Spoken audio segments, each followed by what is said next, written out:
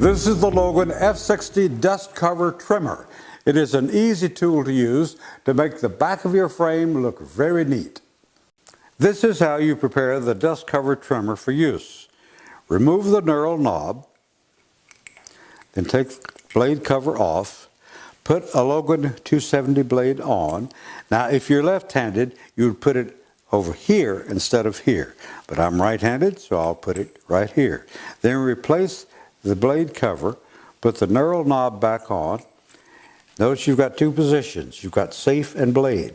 If you're storing this tool, tighten it up on safe. If you're ready to use it, which we are, we put it to blade and tighten it up.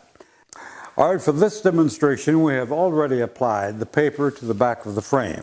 I'm going to go around and fold the paper down like this so that my cut will be easier and more accurate. Then I take the dust cover trimmer at about a 45-degree angle, put it all the way up to the top here,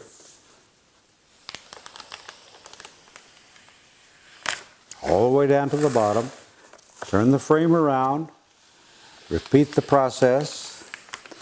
Notice I'm just cutting the paper. It will score the frame a little bit, but that's okay.